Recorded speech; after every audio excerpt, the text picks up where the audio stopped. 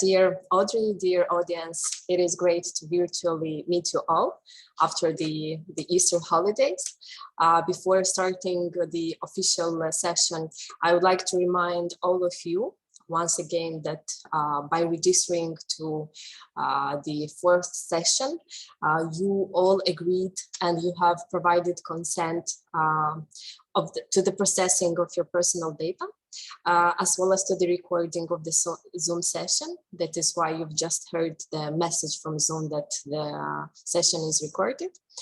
So before proceeding further to the first session, which happens to be the last one for now, I will give the word to the Executive Director of the National Inbound and Domestic Tourism Association of Moldova, Natalia Țurcan.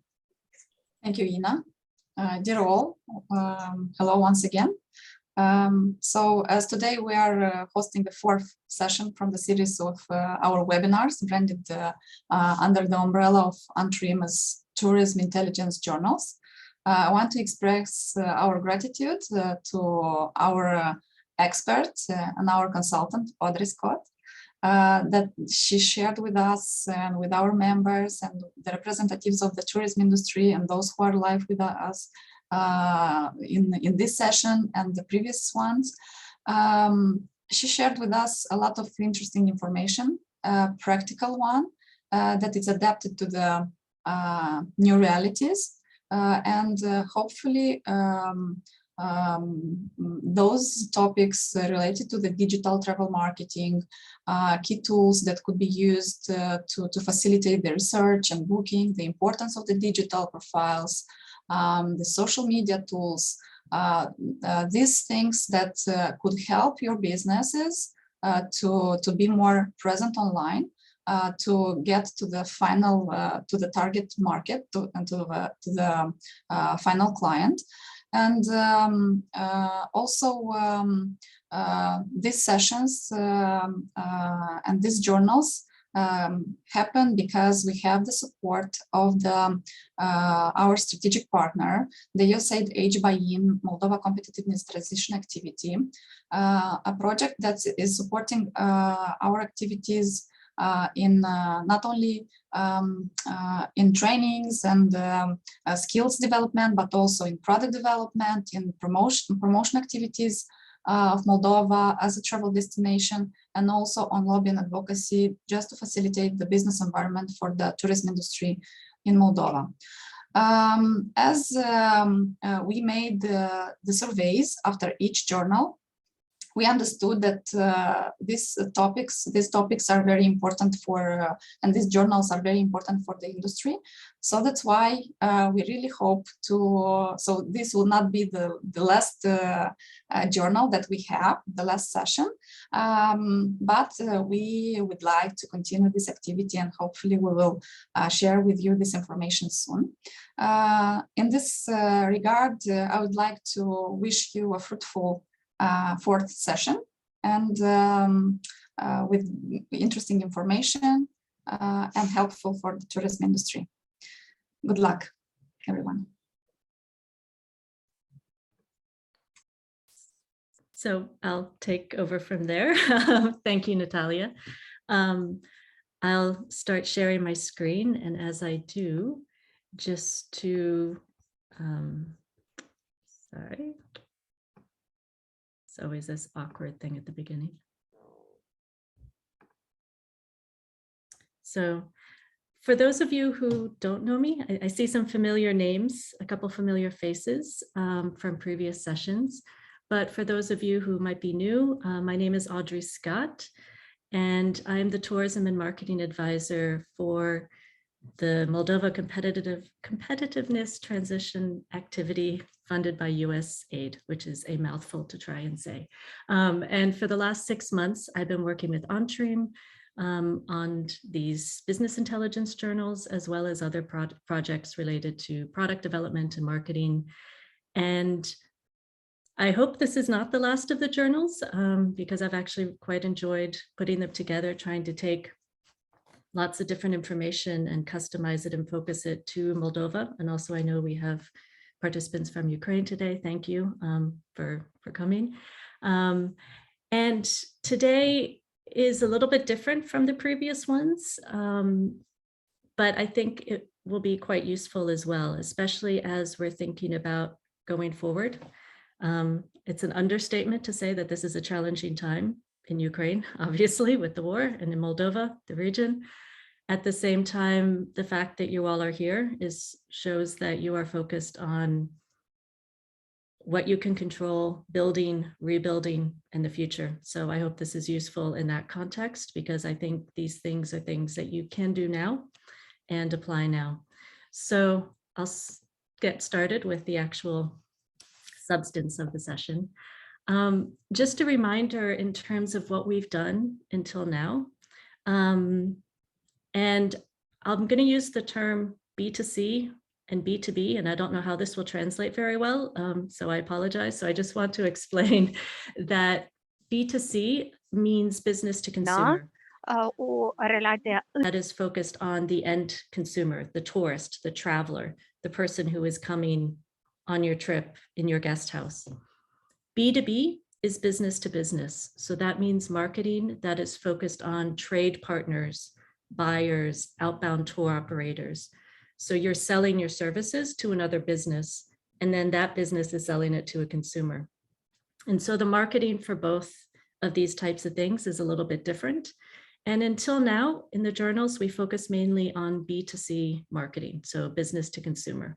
And that included in the first journal looking at tourism trends, travel trends coming out of the pandemic, coming out of COVID, the importance of digital marketing, how that has increased. So many more travelers are using their phone, and they're usually using digital profiles to make decisions. So we looked at how to make your profile stand out. In the second and third journal, we got a little technical, and we went into search engine optimization, or SEO. And that was focused on how to improve your website, how to optimize your website for search. So that way your potential customers, your travelers, can find you based on different search terms, based on how they're using the internet to find experiences, guest houses, tours. And now with this final journal, we're going to be switching gears and looking at B2B marketing. So we're going to be looking at how to market directly to potential trade partners. So your customer here is perhaps an outbound tour operator or perhaps a travel agent. I'm mainly looking at international, meaning not necessarily domestic within Romania or within Ukraine. Dacă nu m-au dat necesar pe plan național pentru Republica Moldova și pentru Ucraina, trebuie să vedem de asemenea cum putem interacționa cu diversi operatori din alte. And one of the reasons why I wanted to review this is because all of these journals have been recorded. Also the slides, I believe, have been translated in Romanian and maybe Ukrainian, I'm not quite sure. But I mentioned this because if you missed a previous journal, I think you can find these on Antrim's Facebook page, or you could just get in touch with Ina and they can send you a link. So if you missed it, don't worry, you can still catch up or enjoy some of the previous ones. So for today, what we're going to be looking at, we're going to be looking at understanding your target market. And again, we're looking more at trade partners and business to business marketing, defining your services and your offer and making sure that they fit the needs of your potential trade partner, how to research and find potential trade partners, and how to pitch and directly market your tourism services to these trade partners. And I just want to remind you, the reason why this is important is because you can't expect potential trade partners to come to you. Sometimes that happens. Sometimes you get lucky. You know, you might have a tour operator or a travel agency in another country who's looking for new experiences in Moldova, and they go onto the internet and they use all the things that you learned in your previous journal 2 and journal 3 about search engine optimization, and they find you and they find your website and they contact you. But you can't expect that to happen. So this session is about being proactive and going out and finding potential partners and then pitching them, customizing what you offer and why it meets their needs and how what you offer can help make them even more successful or make them stand out or make their tours even better or their travel, or their trip itineraries even better. And the other thing to remember is that business relationships take time. I'm going to come back to this at the end. I was actually on a call yesterday with someone who works with product managers and international tour operators. And often it takes 12, 18 months to change itineraries. So it's important to start these conversations now because sometimes they take a lot of time for it to come full circle for you to see the benefit. But there's no time that's better than today to get started. So first, we're going to look at what is a target market. I've used this word a lot in previous journals. We use it a lot in marketing. And I want to focus on this just a little bit at the beginning, because sometimes people are like, my target market is this.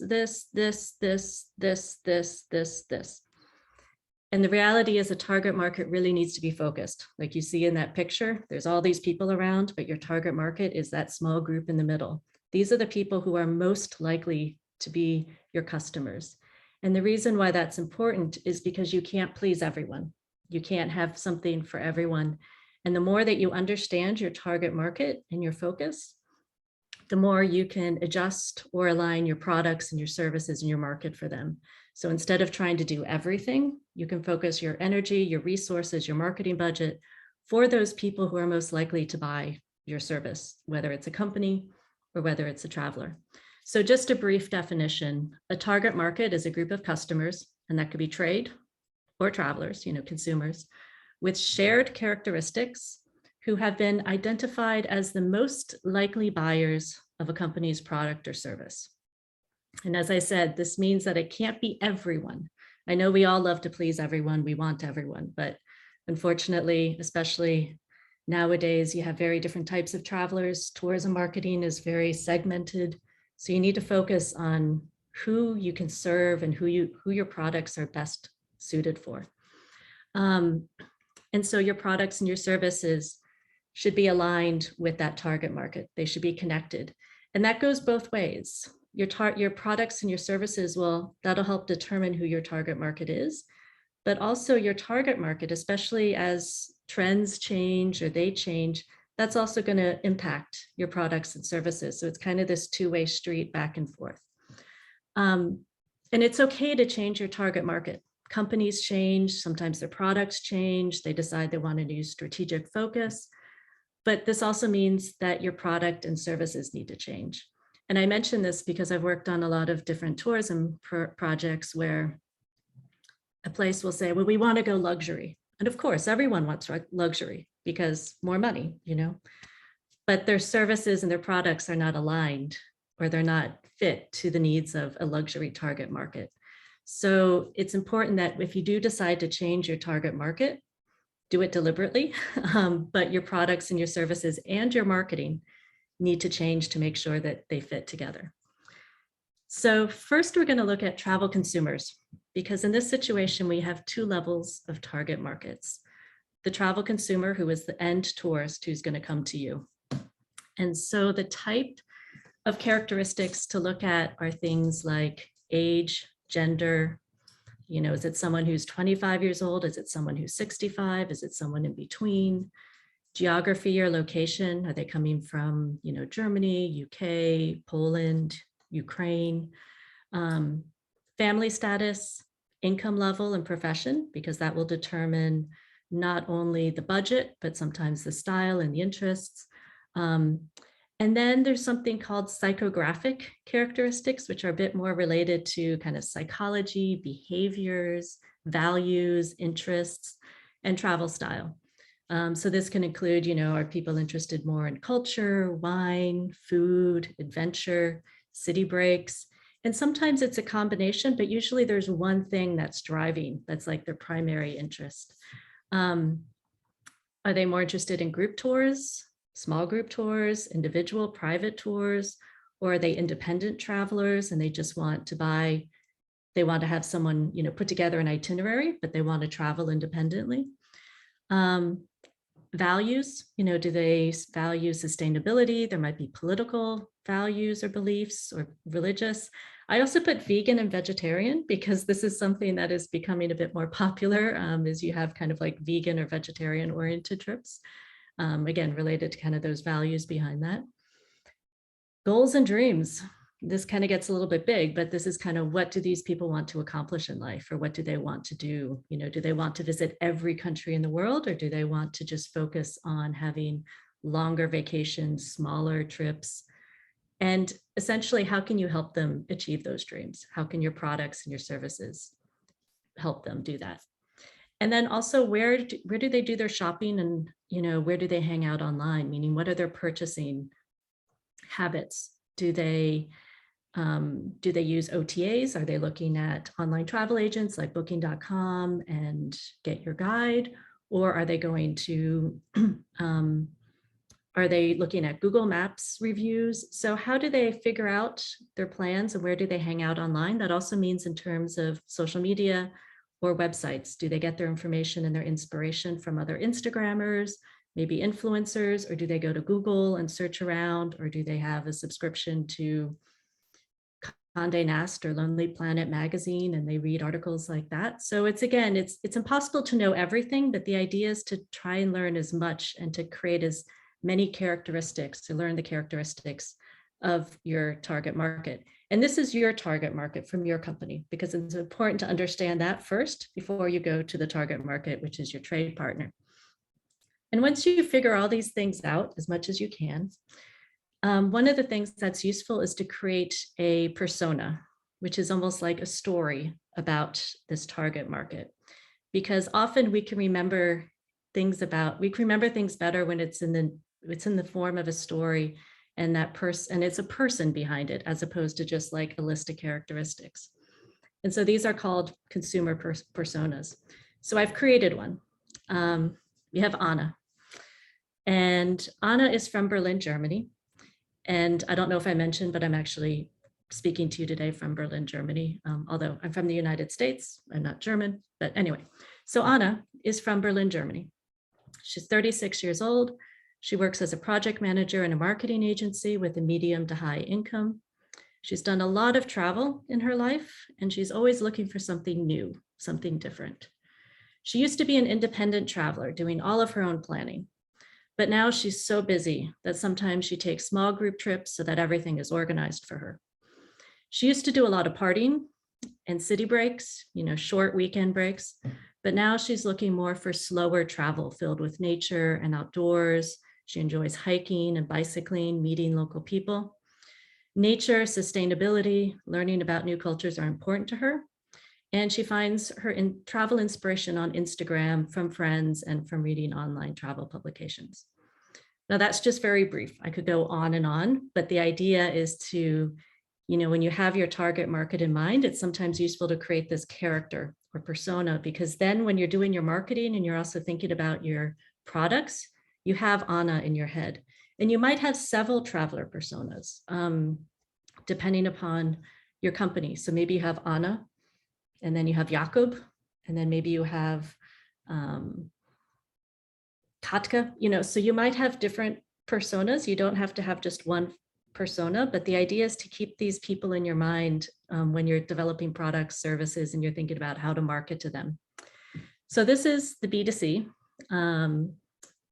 travel kind of target market characteristics.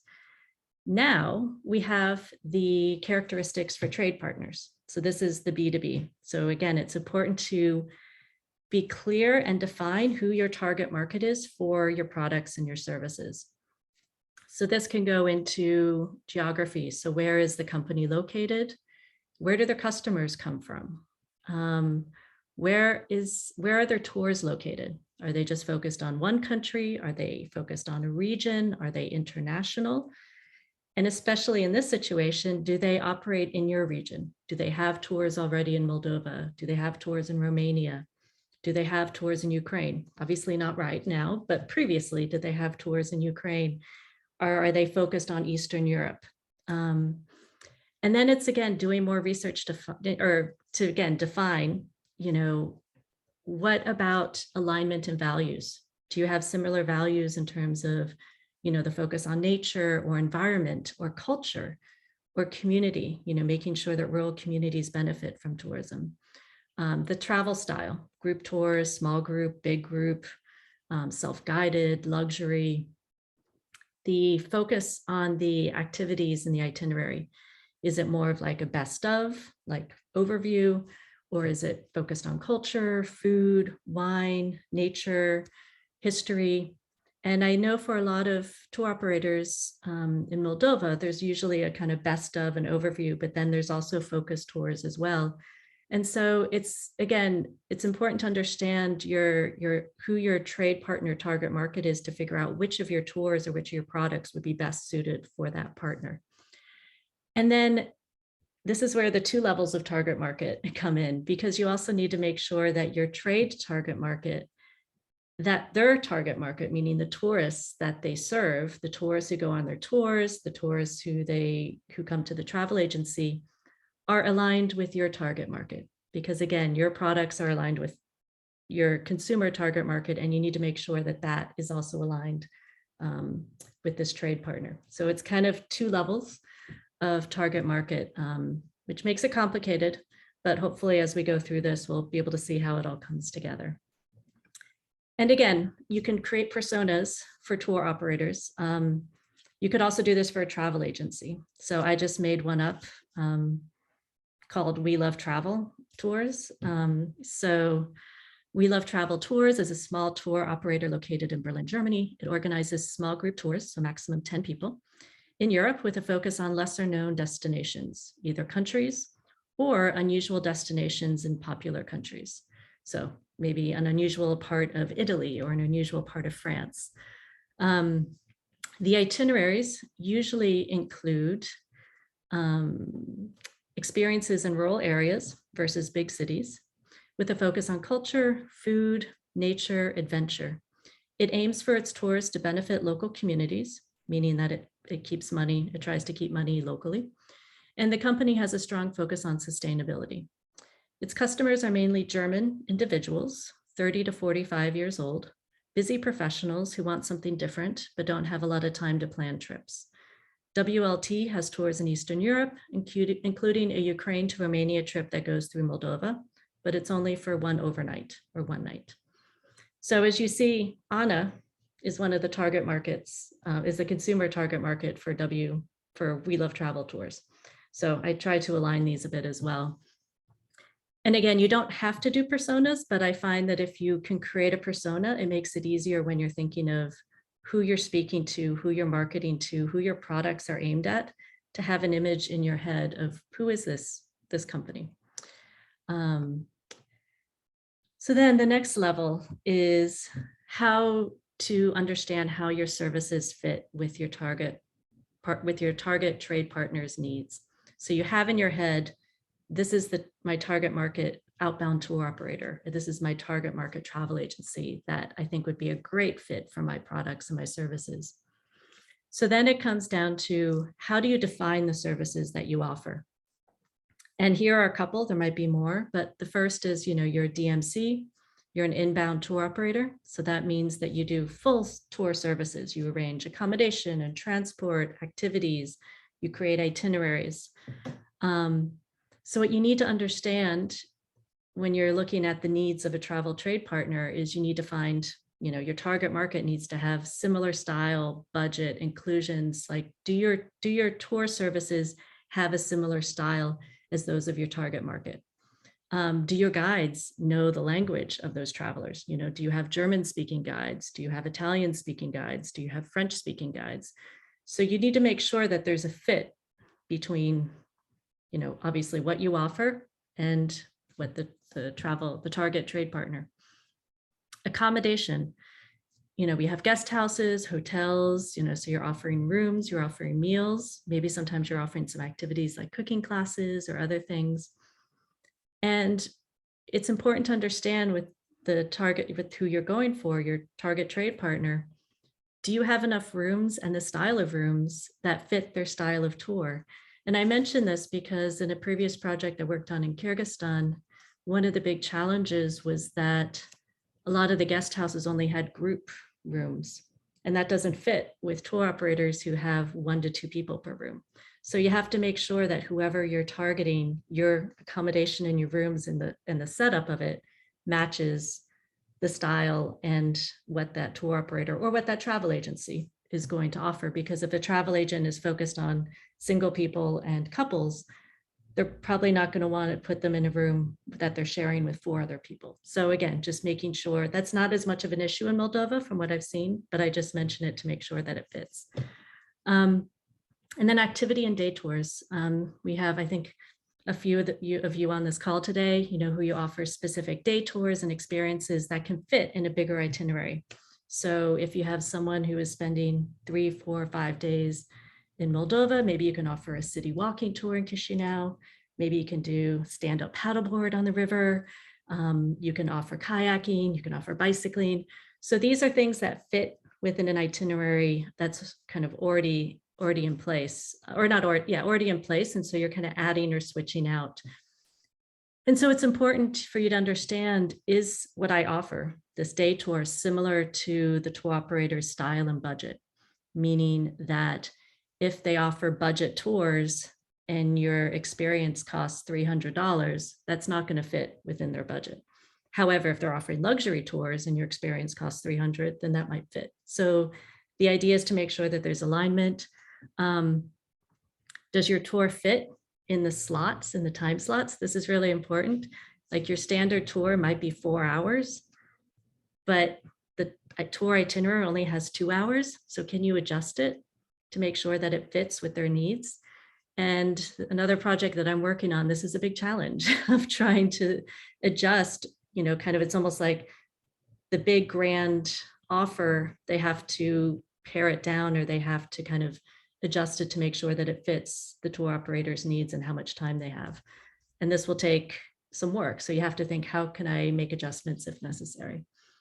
So again, as you're thinking about what services you define, you need to make sure you know them well, and then how they can meet the needs of your target trade partner. So some key factors for outbound tour operators and travel agents in terms of aligning your product, your services, and what you offer is, again, you have to match your B2B, your business to business target market criteria. Because, for example, if your tours and your services are focused on budget travelers, you're not going to go for a luxury tour operator, and vice versa. If your products and services are luxury oriented, you're not going to go for a 20-something big group tour operator. So again, you need to make sure that it's aligned. That you provide a service that fills their needs. Again, this is focused on, finding that connection. And ideally, you're finding a potential trade partner that's already familiar with the region, or maybe already has tours or operations in the area. And I mention that because it's much easier to create connections and develop relationships and to find successful partnerships when there's already some experience in the region than trying to pitch something completely new. For example, if it's a tour operator that only operates in France, Italy, and Germany, trying to pitch something from Moldova and Ukraine will be much harder than focusing on a tour operator that already has tours in Eastern Europe and maybe has that specialty already, because they have that market for it. They already have target customers who are interested in Eastern Europe and are interested in these things, while a tour operator focused on France, Italy, and Spain, their target market, their consumers are going to be different. So it's not impossible, but at least for the beginning, I would suggest focusing on potential trade partners who are in this, who already have some familiarity with Eastern Europe or the region. So where to find them? This is usually the big question I get. And I hint, this is not rocket science, but it takes hard work. It's not sexy. This isn't as sexy and fun as some of the other ones. It won't be as fun as like social media, which maybe we'll do in a different one. And so this is the bad news. The good news is that it isn't rocket science. It takes hard work, and it's possible to do. And you're also more likely to get results doing it over and over and over again, and you're going to get better and better. So some of the ways to find potential trade partners is to go on Google. It sounds really basic. Just make sure that you use the Google from the country that you're looking for. So if you're looking for tour operators in Poland or Germany or UK, you go to google.de and you use that language. So maybe you need to use Google Translate to help you to try and find out who are the tour operators that meet kind of my needs. So some examples I had was Moldova tour, Eastern Europe tours, wine tours Europe, travel agency Germany, Eastern Europe. So the idea is finding, what are the travel agencies in Germany that are focused on experiences or trips to Eastern Europe. Another good way to find potential trade partners is to look at tourism association websites and to look at their members. So for example, there's Adventure Travel and Trade Association, which is an international organization. I think they maybe have, I forget how many members they have at this point, tens of thousands. But you can use filters to see, okay, which members are in which countries, and then does that fit your target market? And then from there, go down into who's focused on adventure, who's focused on culture. And again, it's kind of going one step down. Another useful website is the European Travel Agent and Tour Operator Association website, because it provides links to all the different tourism association websites in Europe. And then you can go one step further and find out who are the members of those tourism associations in each country. So for example, I use the example from Poland. So Poland has, I don't know how many members. The idea is to ideally use filters to say, okay, who are the companies or who are the tour operators or travel agents that are focused on Eastern Europe, or who are the ones that are focused on wine and food. So again, it's not sexy, it's hard work. It takes time, but the more that you are able to use some of these techniques, the more you'll be able to get an understanding of the landscape of who are the potential trade partners that you have in your different target market countries. So maybe in Germany, Poland, UK, Scandinavia. And I'll get to this in a second. And then once you do get to those lists of members and you start researching, it takes time to make sure that, again, they're a good fit in terms of their target market, where their tours are located. Other places to find potential trade partners, travel trade shows. I know many of you have attended them. Usually, I know ITB Best and I know World Travel Market in London Best. Usually they have very comprehensive databases of who is attending, and you can use filters to find out, okay, who are the travel agents, who are the tour operators that are already operating in Moldova, in Ukraine, in Romania. And from there, you get a smaller list. You could use this not only if you're going to the trade show, but you can also use that contact detail and those contact details and contact them through an email pitch or even some other way. So the idea is to use those databases, even if you can't meet with them at the travel trade show, you can still use that information afterwards. LinkedIn, it's possible to search for companies within travel and tourism. It's still working on its algorithms. It's not great, but it's also a way to kind of see who is in the area that you want to contact. Tour OTAs, for example, Tour Radar. I went to Tour Radar and typed in Moldova to see, which tours they are offering. And some of them are offered by local tour operators, meaning Moldovan tour operators, but some are offered by international tour operators. So I went and looked and said, okay, we'll look at this in the next slide. One of them is Explore from the UK. So let's look at Explore and see whether that might be a good fit for my tours or for my experiences. Instagram and Facebook, again, kind of just start searching and finding, different tour operators in that work in your region. So Intrepid, for example, a big international tour operator, they have tours in Ukraine and Moldova. So if you search around on social media, you can kind of see, oh, okay, they've been tagging photos with, these locations. So again, it's not sexy, it's hard work, but you might actually realize that there's more potential partners out there than you first imagined. And that's the goal of this. Also to understand what is it that they're looking for. And maybe that means adjusting your product a little bit, your service a bit, or it means like, wow, I'm really on target with what I'm doing, and I need to be able to show these companies and get in touch with these companies to see how we can partner together. So once you find your list of potential trade partners, the next step is to research their website and to figure out, is it a good match? So again, looking to see where do they already have tours and itineraries, or what services, or where they offer their services. So I went to Explore, which is based in the UK, because I found that on the Tour Radar website. And they have tours in Romania, Ukraine. It's not listed here, but they also have tours in Moldova. So it's kind of like, okay, they're familiar with the region. They know this area. At the same time, what type of tours are they offering? What's the style? So they have here, the classic discovery tours, which is kind of the best of, but then they also have food and drink tours. So that fits with wine. They also have cycling tours and kind of adventure tours. So again, to see, okay, is what they offer similar to what I offer? And then to look at kind of their values and kind of about us, to make sure that there's a fit in terms of, what's important to you and how you might work together. So that might be connected to the About Us page, the sustainability page. And they also to understand their type of traveler. So for them, they have a page that's like, why book with us? And it's kind of explains, here are our type of travelers, here's what we offer that's different. And again, to make sure that it fits with your services.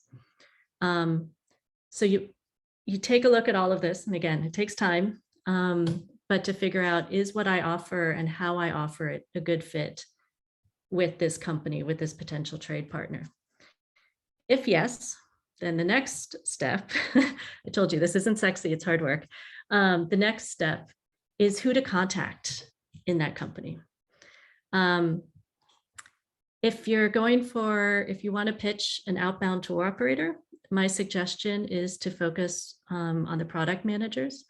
And if it's a big enough company, they might have product managers per region. So if you have, let's say, Eastern Europe or perhaps Europe, or it also might be by style of trip. So there might be product managers for food and drink tours, or there might be product managers for the active or adventure travel tours. So I'm using the previous example of this company called Explore from the UK. I went to LinkedIn and I looked up Explore on LinkedIn, and then I looked up all their employees. And I know this maybe sounds a little bit like I'm stalking or a spy, but this is publicly available information. And then from that, I was able to see who are the product managers who work for this company that might be the right person for me to contact. Because if you can always contact through the info at or the contact form, but it's much better if you can go more direct to the person who's going to be making decisions. So here, I think his name is Chris, he's the product manager for Europe, so I could do even another level of research, but this at least is the basic to figure out in a company, who are the product managers. If you're pitching a travel agency, if your target market is a travel agency, it's figuring out who is the person responsible for that region, because you don't want to pitch someone at a travel agency who's selling tours to South America. You want to find the person who's selling tours to Eastern Europe or food and wine tours. So again, the more focused you can get. So LinkedIn is a really good tool for finding the contact details or who the right person is. Sometimes the websites have a list of all their staff, and sometimes they have contact details, email address as well.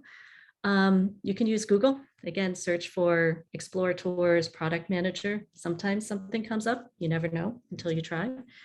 You can also look at travel trade show databases. What I mentioned before is often people who are coming to the trade shows are buyers. So if you're able to use those databases, you can find out, okay, who's the person who came? And maybe if that person isn't the right person, they might be able to put you in touch with the right person. And sometimes you can also ask on social media, especially if it's a smaller company, you can send a direct message and say, I'm looking to get in touch with, your product manager focused on Eastern Europe, or, who's putting together trips for this region. And people do respond, usually if it's kind of a personal note as opposed to a spam message. So again, try different ways, because the idea is you want to try and find the right person for your product, for your service, for what you're offering. It'll just make it a better relationship and also faster. So now that you found the right person, you found target company, you found the right person, here are some tips for successful pitching. And when I'm saying pitching, I'm mainly focused on email or possibly LinkedIn messages or possibly kind of social media direct messages. Because again, this is meant to be direct. So the first thing is customize your message and your subject line. I know this sounds very obvious. I have a travel website as well, and I can't tell you how many times I get spam messages from people who don't even mention my name. They have no idea what I do. And to be honest, most of the time I don't even respond because I'm like, well, they don't really care about me. So make sure that your message is customized. Don't send the same message to everyone. Make sure that a person's name is mentioned. I'm an American, so I'm less formal. I tend to use first names. Europeans tend to be more formal, use, Mr. or Mrs. or however you're more comfortable. Show that you've done your research. Make sure that you can explain why your services and your products are such a good fit for their tours or their travel agency. And in turn, a good fit for their customers. What you're essentially doing is you're showing how what you do fits what they need. And ultimately, your services and your products can make them more successful. You can make their tours different, stand out, be more aligned with travel trends. So that's one of the goals. Highlight how your services, will help them succeed. And this often focuses on what's new, because tour operators and travel agencies always want to offer something that's new and different. So try and focus on, if you have a new product or something different, pitch that. Don't make your emails too long. Don't attach huge file attachments, just maybe the first one, don't attach anything. Use links to your website to highlight certain things. So that way, if the company is interested, they can find out more information on your website. So this means making sure that your website explains what you do and your unique selling proposition. If possible, try and write in the language of the company that you're pitching. But obviously, like if you're writing to a Swedish company, I don't think they expect you to know Swedish. So in that case, write in English. But if you're pitching to a German company and you're pitching tours to German travelers, then it makes sense to write in German. So again, try as much as you can to customize it to that target market. So what to pitch? The first sentence or two is the hook. This is kind of the what's interesting, why is what I'm offering or why I'm getting in touch with you really new, different, exciting, and a great fit for your product or for your services. Explain who you are and what they offer. And this is important. Don't assume that they know who you are. Don't assume that they have any idea you exist. You don't give them a long explanation, but show, your experience, not only in Moldova or Ukraine, but also working with companies like theirs, and your specialty. What's your unique selling proposition? Explain why you're contacting them, that you already know that they offer tours in the region and you think this thing that you're doing, or your rooms or your accommodation or your DMC services will help their tours be even better and will help differentiate them, make them special. So you show that you've done your research and you're telling them how what you do in your services meets their needs and meets the needs of their customers and meets these travel trends. And then suggest the next step, whether it's maybe you send more information via PDF, a portfolio, or you have a phone call, a Zoom call, or maybe you meet at an upcoming trade show. So make sure there's always what's the next action, what's the call to action, if you want to call it that. So I've created 2 sample pitches. I think I'll just read the first one because we're beginning to run out of time and I want to have a little bit of room for questions. So this is an example to an outbound tour operator, so a message to a product manager. So the subject line, new cycling routes in Moldova, a good fit for WLT's adventure tours. And for those of you who don't know, there's 4 exciting new cycling routes in southern Moldova right now. So I'm writing on behalf of the tour operator who's offering kind of day experiences or multi-day experiences. So Deirdre, As WLT is already offering tours that go through Moldova and has a focus on adventure, I wanted to get in touch about 4 new exciting cycling routes recently launched in southern Moldova. As these new cycling routes include not only nature and beautiful landscapes, but they also engage deeply with rural communities, artisans, cuisine, and wineries, they could fit very well with WLT's focus on unusual destinations and immersive experiences. My company, XXX Tours, and that would be a link to my website, specializes in unusual adventure and cultural experiences in Moldova. We have extensive experience working with international tour operators and customizing experiences for their needs for over 10 years.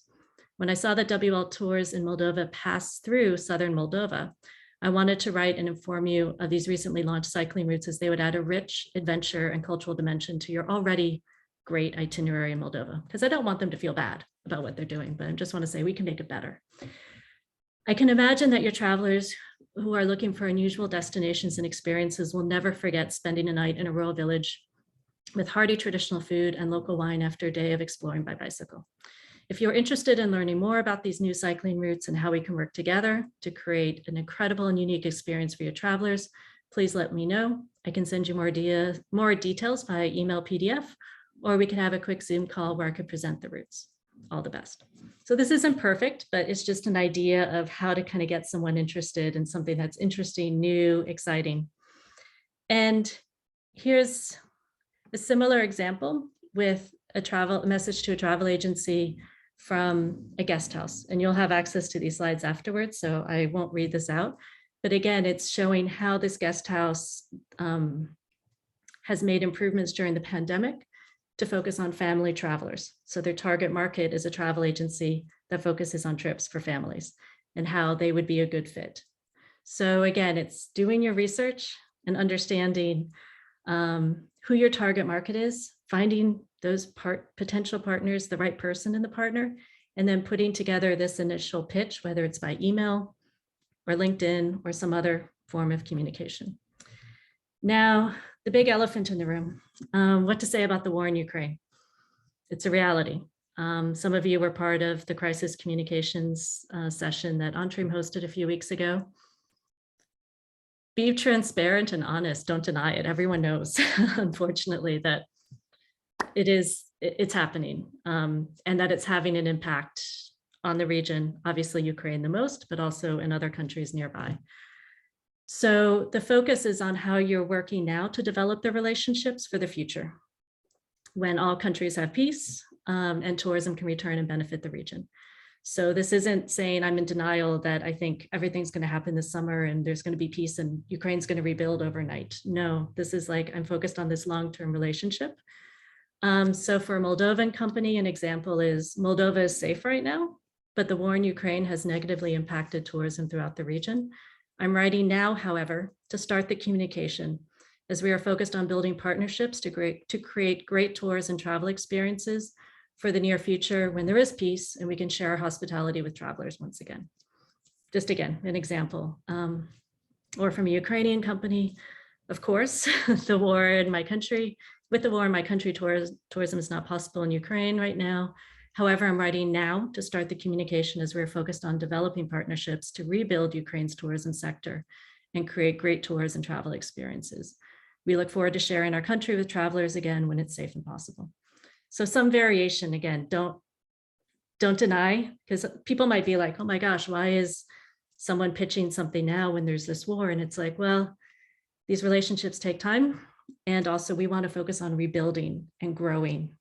And that is why I'm getting in touch with you now. So follow up. If you don't hear back, and this happens, follow up within a week and say, hey, just wanted to let you know if you got my message, but also give the person an out. Like if they're not interested, say, if we're not a good fit for your company, just let me know. And it's better to have a concrete answer, yes or no, like, no, I'm not interested, than to have this uncertainty. And second follow-up, maybe a couple of weeks later, and then I wouldn't follow up after 2 times, because then you become annoying and then they might remember you as annoying. So the idea is to be polite, follow up, but don't be too, don't stalk the person. If someone does get in touch with you, respond immediately. because that shows that you're interested, that shows that you're trustworthy, that shows confidence. And if you're really busy, or maybe you're in the middle of a tour or something, if you can't give them all the information they need immediately, then send them a quick note and say, I've received your message. Thank you. I'm in the middle of a tour, whatever. I will give you all the information you need in the next few days. So that way you acknowledge you received the message and that you're working on it. Because otherwise they might be like, oh, they got in touch, but then they're not responding. And that loses trust from the beginning. Now, this last slide, last year I worked on a project with a friend, or with a colleague who works for a big international tour operator. And so he surveyed some of his product managers as to what they like and don't like when tour companies or travel providers contact them. So I thought it might be interesting to share a few things from that kind of informal survey at his company in terms of the highlights. So one of the big things is when he asked people, how would you like to be communicated with?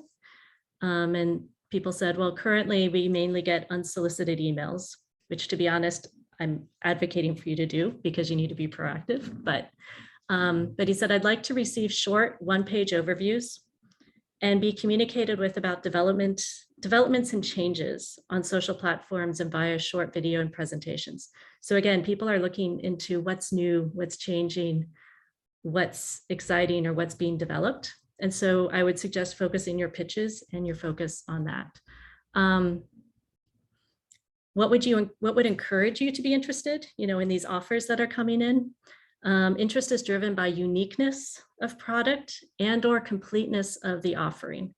For example, an overview of airlift, a research selection of suggested accommodation and transport. So again, making sure that you're making sure that what you offer them after they respond and say, yeah, I want more, is complete. As well as making sure that they meet the objectives of the organization. This again focuses on this alignment with values and style, as well as what meets their sales and marketing. So again, making sure that what you offer, you can provide them photos and images and that it meets kind of their brand image, because they need to make sure it's going to excite their customers. And then finally, what do you think would build trust with you? Asking about my customers and our objectives, because again, they want to, and that's maybe something to start with your second message or your first phone call with them, is making sure that you show that you're interested in learning about them and customizing your product for them, and providing a clear product overview and adaptable marketing for sales content. So again, photos, images, stories. Another thing that's a barrier to trust is assuming that I know the USP of the product, meaning that the outbound tour operator already knows who you are and what your USP is. Don't make that assumption. You have to make sure that you tell them why you're unique. And you also have to show that why what you're offering is better than what's already there or different from what's already there.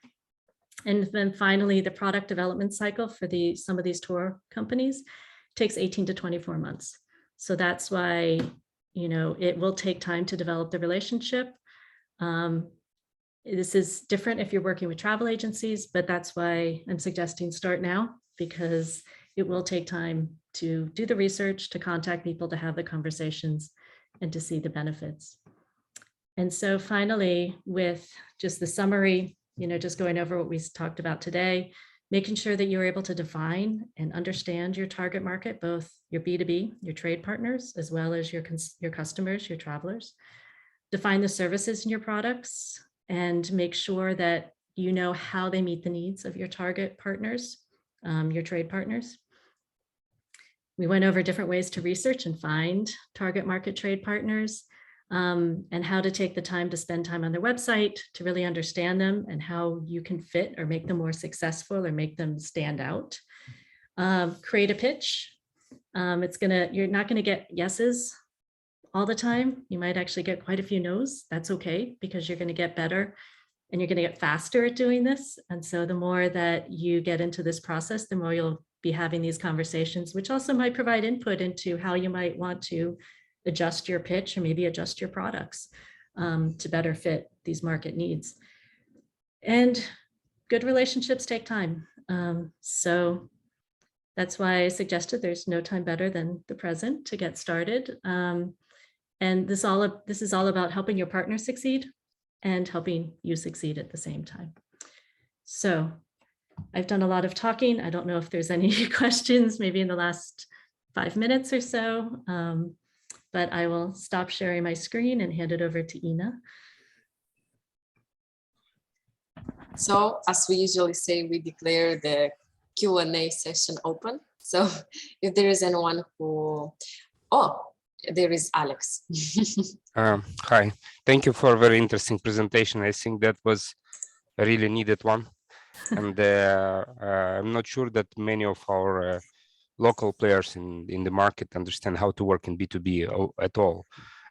For example, starting with so I have a few questions. First, what are incentives? What are the key interesting things for another travel, partner who would give you groups?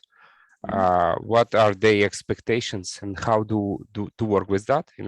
Sharing some percentage, or what's to put retail price high at your side and give a big discount, or how to work with this case. Second question is, on our local market, almost no one gives percentage in between. For example, I bring group from internationally and I try to host them around and nobody give any almost percentage to, like, I'm not really interested to do that. So how is it done in other markets? For example, if a Romanian guide is coming and bringing 50 tourists for a hotel, he's waiting for something motivational, blah, blah, but nobody is ever talking him back. And then he's not returning, and just in private, he's talking badly about this hotel. That's an example. So I wanted you to elaborate on that. And okay, for the moment, this one. Thank you. Okay, I was just about to say, those are great questions, and I'll try and do the best that I can. For the first question, I think, the big thing is, again, how can what you do, or how can your tours, or how can your services make your partner succeed? And so that means helping them stand out. So maybe it's something that's completely different than other, that their competitors are offering in terms of the types of tours that you organize or the experiences.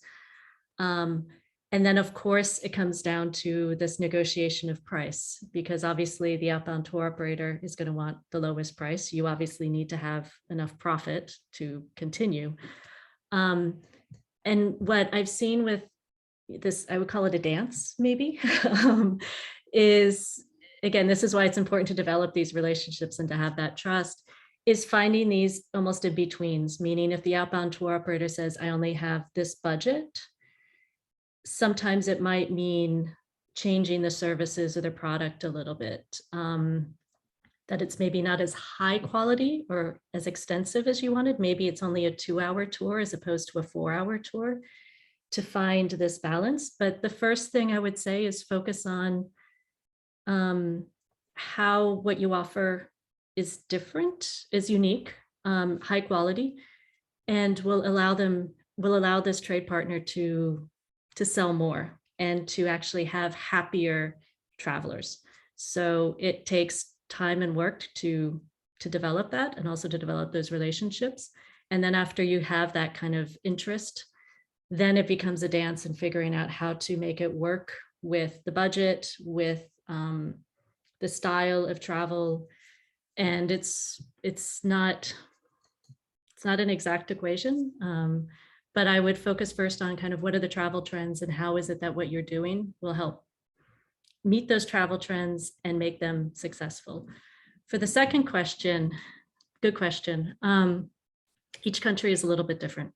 So for example, I worked on a few projects in Kyrgyzstan, and there the commission is pretty standard. I understand that in Moldova and other countries, it's not.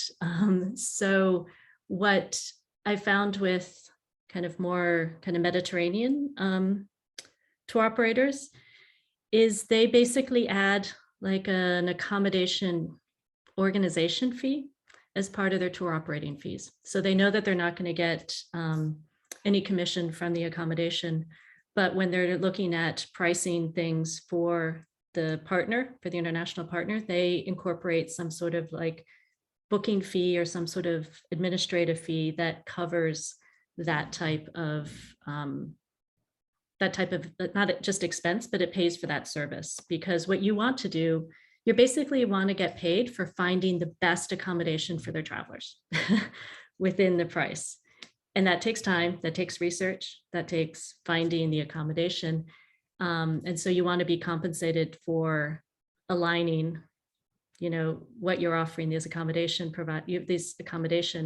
with the tour needs. And so that would be perhaps one way to account for that, because I don't necessarily know if things will change in Moldova to a commission process. Yeah, so that would be my suggestion. Does that help answer? Yes, I have one more question, if possible. Yeah. We had the multiple tour operators from Romania, Poland, who come. They agree with you. They see you prepare the offer, the route. They give your guide, local transportation, local. So you organize everything. They do come once, and the second time they come already directly to this hotel. They pay your guide, and basically you have nothing. Is there a way to work? How can you protect yourself? So again, there's no clear this is the way it happens, but I know, for example, one group of tour operators that's part of a project I'm working on in the Mediterranean. Their contracts with the OTO, with the trade partner, are for minimum 3 years. And so that way, you know, you might be able to develop, you might be able to work something, you might be able to incorporate into your contract with them some minimum period of time that you will work together, or that you have their guarantee that they will be working with you on these tours.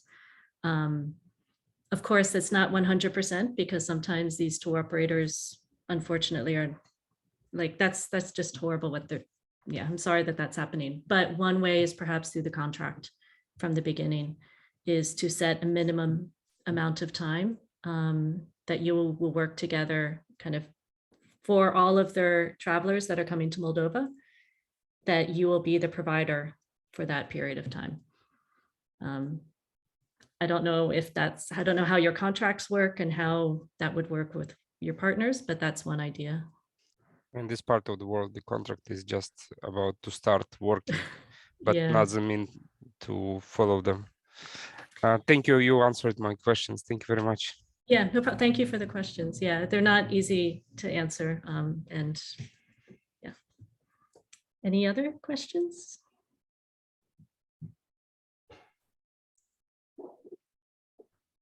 I've been thinking now. Just one moment. I think we have to switch to the Yeah, let me switch English. to English. Yes. I can in English. I can speak a little. Can I ask your opinion about the prospects for restoring tourism in Ukraine? Can you say some words? What is your opinion and you? Oh, could you, sorry, you went in and out. So could you say the question again? Sorry. What is your opinion about prospects for restoring tourism in Ukraine? Okay, so if I understand, my opinion on kind of restoring or rebuilding tourism in Ukraine, is that? Yes, restoring tourism in Ukraine. Good question. Another difficult question. So it will happen. Obviously, the first thing needs to be that the war stops. There's peace, and there's also rebuilding of basic infrastructure.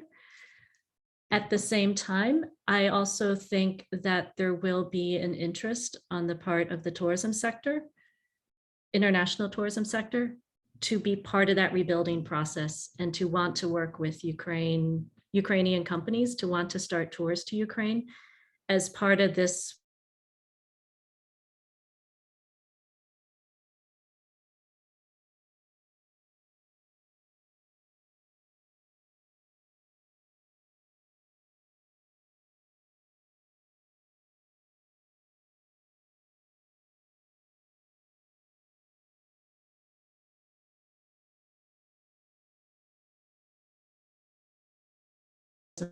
like Intrepid, this international tour operator that used to have, prior to the war, sorry, it says my internet connection's unstable. Sorry about that.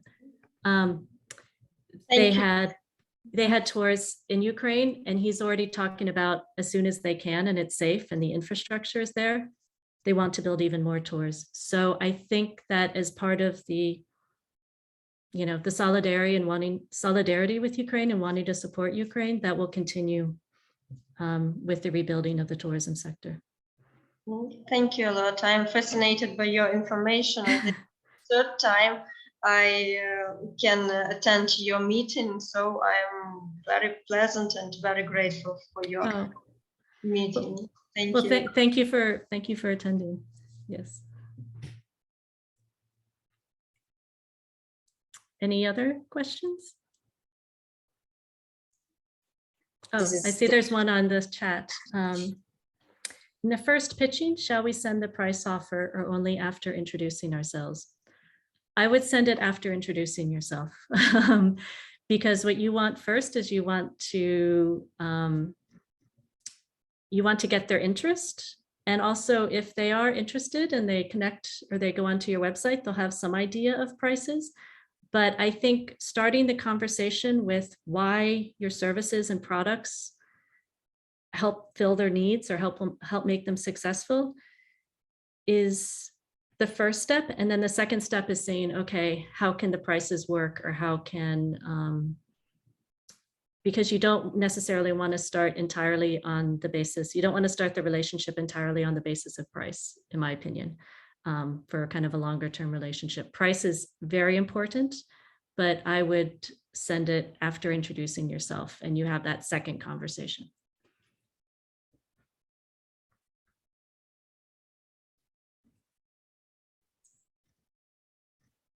Any other? This is questions? the last call. Since there's another question. Mm-hmm. If web page is oriented mostly B2C, shall we list our B2B offers as well?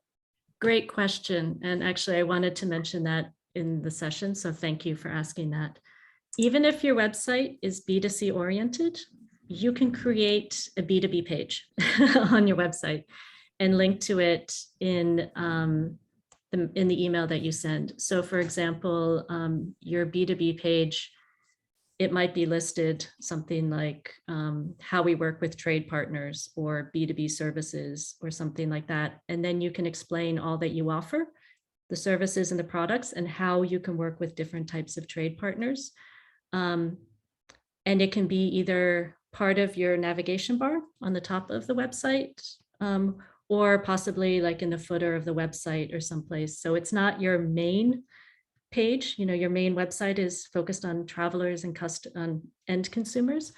But if you have a B2B page, that will help a company understand, okay, these are the different ways that we can work together. And as part of that, also list perhaps some testimonials or recommendations from previous partners, because again, people want to make sure, people are looking for, here's someone who has experience, who, you know, who I can trust.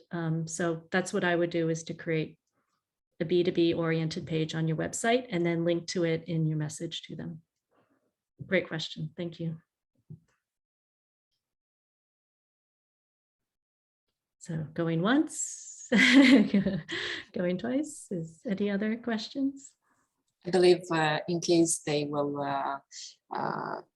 allocate some time to think through what you've just presented to them all. Maybe they might get some of the questions.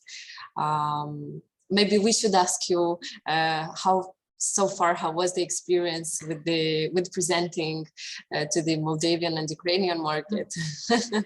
I mean, of course, I love doing trainings more in person, but obviously with COVID and everything, it's not possible. But I've really enjoyed doing these sessions, putting together the presentations, because again, for me, it's taking, okay, what are some of these ideas, and then customizing or trying to make it practical, because as a trainer, I want to make things as practical and as applicable or usable as possible. So I've really enjoyed it. I hope I can do I hope we can continue this in the future. And also, I'm always very happy when I do these business intelligence journals, because it's a large group and people are engaged, and that also is great. So thank you.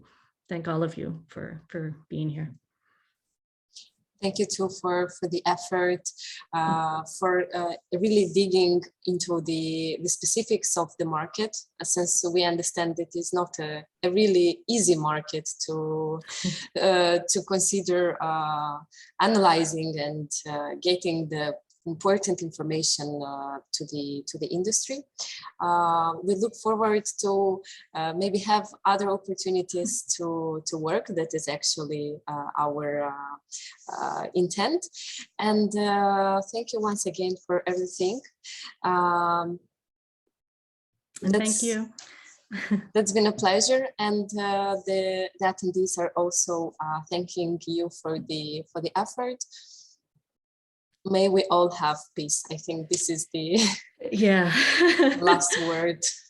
Yes, peace and rebuilding and growth, and and so that way we're all able to. I think I saw something the other day that tourism is the opposite of war. It's about welcoming people. It's about caring about people, and I think that's what we all want.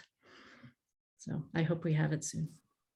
We hope so too. Thank you once again. Okay, thank you. And thanks Bye-bye to all to of you. everyone.